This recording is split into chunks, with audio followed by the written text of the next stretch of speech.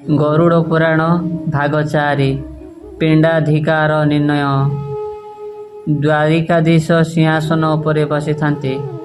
ଏହି ସମୟରେ ପକ୍ଷୀରାଜ ଗରୁଡ଼ ବୈକୁଣ୍ଠପୁରରେ ପ୍ରବେଶ ହେଲା। କର ଯୋଡ଼ି କମଳାର ପତିଙ୍କୁ ପ୍ରଣାମ ଜଣାଇ ଧୀରବାଣୀରେ କହିଲା, ହେ ଚକ୍ରପାଣି, ମୁଁ ଯାହା ପଚାରିବି ମୋତେ କହିବା ହେବ। ଗରୁଡ଼ର ପ୍ରଶ୍ନ ଏହିପରି ଥିଲା, କିପରି ପିଣ୍ଡଦାନ କଲେ ପିତୃଲୋକ ପାଇଥାନ୍ତି? କେଉଁ ପିଣ୍ଡଦାନ ନିରର୍ଥକ ହୁଏ? କେଉଁମାନେ ପିଣ୍ଡ ଦେବା ପାଇଁ ଉପଯୁକ୍ତ? କିଏ ପିଣ୍ଡଦାନ ଦେବାର ଅଧିକାରୀ ନୁହେଁ? କେଉଁ ପିଣ୍ଡଦାନରେ ପିତୃଲୋକ ଅଶାନ୍ତି ହୁଅନ୍ତି? ହେ ହୃଷିକେଶ, ମୋତେ ଏ ସମସ୍ତ ପ୍ରଶ୍ନର ଉତ୍ତର ସଂକ୍ଷିପ୍ତରେ ବୁଝାଇ କୁହନ୍ତୁ। ଆପଣଙ୍କଠାରୁ ଏ ସମସ୍ତ ବୃତ୍ତାନ୍ତ ଶୁଣି ମୋ ହୃଦୟ ସଂଶୟ ଦୂର ହୋଇଯାଉ। ଏହା ଶୁଣି ମୋହର ସକଳ ପାପ ସମୂଳେ କ୍ଷୟ ହୋଇଯାଉ। ଏହିପରି କହି ଭଗବାନ ବିଷ୍ଣୁଙ୍କ ଚରଣ ତଳେ ବିନତି କଲା ଗରୁଡ଼। ଗରୁଡ଼ ଏହା କହି ମୌନ ହେବାରୁ ଶ୍ରୀପତି କହିଲେ, ହେ ପକ୍ଷୀରାଜ, ତୁମେ ଯାହା ପଚାରିଲ ତୁମକୁ ମୁଁ ଅତି ସୁନ୍ଦର ଭାବରେ ତୁମ ଆଗରେ କହୁଛି ଶୁଣ। ଏକଥା ବିଷ୍ଣୁ ଭଗବାନ ଗରୁଡ଼କୁ କହୁଛନ୍ତି। ଏ ପିଣ୍ଡଦାନ ବ୍ୟବସ୍ଥାକୁ ବ୍ରହ୍ମା ଭିଆଣ କରିଛନ୍ତି। ଶାସ୍ତ୍ର ପୁରାଣରେ ମଧ୍ୟ ଏହି କଥା ବର୍ଣ୍ଣିତ ହୋଇଛି। ସାଧାରଣତଃ ପୁତ୍ରମାନେ ଜଗତରେ ପିଣ୍ଡଦାନ କରନ୍ତି। ସଂସାରରେ ଏହି ବିଧି ପାଳନ ହୁଏ। ପୁତ୍ରମାନେ ଯେଉଁ ପିଣ୍ଡଦାନ କରନ୍ତି ସେହି ପିଣ୍ଡ ସେମାନେ ପାଆନ୍ତି ବା ନ ପାଆନ୍ତି। ପୁତ୍ରମାନେ ଦାନ, ଧ୍ୟାନ, ଶ୍ରଦ୍ଧା, ଜଳାଞ୍ଜଳି ଆଦି କରି ଅନ୍ୟ କ୍ରିୟା ମଧ୍ୟ କରନ୍ତି। ବ୍ରାହ୍ମଣ ବେଦମନ୍ତ୍ର ଉଚ୍ଚାରଣ କରନ୍ତି। ମନ୍ତ୍ର ବଳରେ ପିତୃଲୋକ ପିଣ୍ଡ ଗ୍ରହଣ କରନ୍ତି। କିନ୍ତୁ ତାହାର ପାପ ତାପ ଓ ଦତ୍ତ ପଦାର୍ଥ ଯେତେବେଳେ ଗର୍ଭରେ ଯାଇ ପଡ଼େ ସେ ସବୁ ଭସ୍ମୀଭୂତ ହୋଇଯାଏ। ତେଣୁ ସେହି ପିଣ୍ଡଦାନରେ ପିତୃଲୋକ ସନ୍ତୋଷ ହୁଅନ୍ତି ନାହିଁ। ଯେତେବେଳେ ଆପେ ତାହା ଭସ୍ମୀଭୂତ ହୁଏ ସେହି ଲୋକ ଯେତେ ପଦାର୍ଥ ଦେଇ ପ୍ରାୟଶ୍ଚିତ କଲେ ମଧ୍ୟ ପାପରୁ କଦାପି ମୁକ୍ତି ମିଳେ ନାହିଁ। ଯମଦଣ୍ଡ ଭୋଗିବା ଯାଏ ସେହି ପାପ ତାହାରି ଠାରେ ଥାଏ। ଯେଉଁ ଜନ ମାନବ ଦେହରେ ଜନ୍ମ ନିଏ, ମାୟା ମୋହଠାରୁ ଦୂରେଇ ରୁହେ, ବିଷ୍ଣୁ ପାଦପଦ୍ମରେ ଲୟ ରଖେ, ପ୍ରତିଦିନ କର୍ମ ଯଥାରୀତି କରୁଥାଏ, ସେହି ଲୋକ ଯଦି ମରେ ଯମଦଣ୍ଡକୁ ସେ ନେତ୍ରରେ ଦେଖେ ନାହିଁ। ତାହାର ଆତ୍ମା ଊର୍ଦ୍ଧ୍ୱଗତି କରେ। ସେହି ଜନ ବୈକୁଣ୍ଠ ସୁଖ ଭୋଗ କରେ।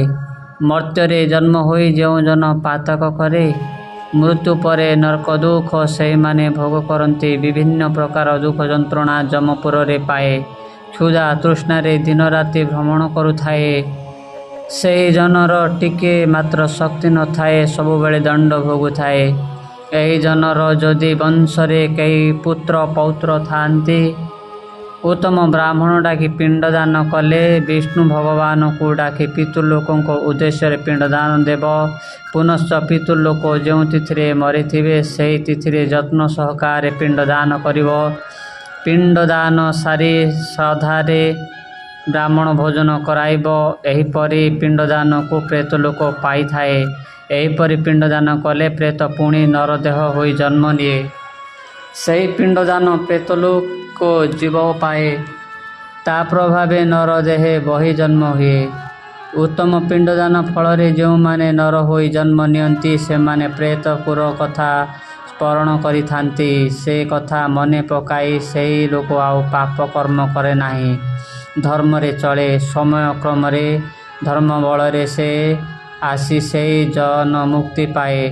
ଯଦି ପ୍ରେତପୁରରେ ଥାଇ ପାପୀ ଲୋକମାନେ ପୁତ୍ର ଦେଇଥିବା ପିଣ୍ଡଦାନ ନ ପାଏ ତାହାର ଅଧୋଗତି ହୋଇଥାଏ। ଏଣୁ ପିଣ୍ଡଦାନ ବିଧିକୁ ବ୍ରହ୍ମା ହିଁ ସୃଷ୍ଟି କରିଛନ୍ତି। ଯାହାର ବଂଶରେ ଶ୍ରାଦ୍ଧ ନ ହୁଏ ଗୋଟିଏ କଳ୍ପ ପର୍ଯ୍ୟନ୍ତ ସେହି ପ୍ରେତ ନରକ କୁଣ୍ଡରେ ପଡ଼ି ରହିଥାଏ। ହିଂସ୍ରଜନ୍ତୁ ପୂର୍ଣ୍ଣ ବନରେ ଭୋକ ଶୋଷରେ ସେହି ପ୍ରେତ ଘୂରି ବୁଲେ। ତାହାର ପାପ କର୍ମ କ୍ଷୟ ହୁଏ ନାହିଁ। ଗୋଟିଏ କଳ୍ପ ମଧ୍ୟରେ ଯଦି ପିଣ୍ଡ ବା ଶ୍ରାଦ୍ଧ ନ ପଡ଼େ ତାହେଲେ କୋଟିଏ କଳ୍ପ ପର୍ଯ୍ୟନ୍ତ ସେମିତି ପ୍ରେତ ହୋଇ ବୁଲୁଥାଏ। ନାରାୟଣ ଦେବ ଗରୁଡ଼କୁ କହୁଛନ୍ତି, ସଂସାର ମଧ୍ୟରେ ନରଦେହ ପାଇଲେ ଧର୍ମପତ୍ନୀ ସହ ଚିତ୍ତରେ ଧର୍ମମତି ରଖି ବିଷ୍ଣୁଙ୍କଠାରେ ଲୟ ରଖି ବଂଶ ରକ୍ଷା ପାଇଁ ସନ୍ତାନ ଜନ୍ମ ଦେବ। ଅନ୍ୟଥା କାମୁକପଣ ରଖି ପତ୍ନୀ ଅଙ୍ଗସଙ୍ଗ କଲେ ଓ ଏହାର ନିରନ୍ତର ଲାଗି ରହିଲେ ସେହି ଜନ ଯମଦଣ୍ଡ ଭୋଗ କରେ। ଏହାପରେ ତାହାର ଠାରୁ ଜନ୍ମିତ ପୁତ୍ର ପିଣ୍ଡ ଦାନ କଲେ ସେ ପିଣ୍ଡ ସେମାନେ ପାଇପାରନ୍ତି ନାହିଁ। ଧର୍ମ ମତି ରଖି ବିଷ୍ଣୁ ଭକ୍ତି ଚିତ୍ତେ ହୋଇ ସନ୍ତାନ ଜନ୍ମାଇ ଯେ ବଂଶ ରକ୍ଷା ପାଇଁ ଅନ୍ୟତା କାମୁକପଣେ ପତ୍ନୀ ଅଙ୍ଗସଙ୍ଗ ନିରନ୍ତରେ କରିଲେଟି ଯମଦଣ୍ଡ ଭୋଗ। ଯଦି ଉତ୍ତମ ଭାବେ ବିଷ୍ଣୁ ନାମକୁ ଚିତ୍ତରେ ଧରି ସ୍ତ୍ରୀ ସହ ସହବାସ କରୁଥିବ ତାହେଲେ ସେଥିରୁ ଜନ୍ମିତ ସନ୍ତାନ ଯଦି ହରିଭକ୍ତ ହୋଇଥିବ ଶ୍ରାଦ୍ଧରେ ପିତୃପୁରୁଷଙ୍କୁ ପିଣ୍ଡ ଦାନ କଲେ ପିତୃଲୋକେ ସେହି ପିଣ୍ଡକୁ ପାଇଥାନ୍ତି।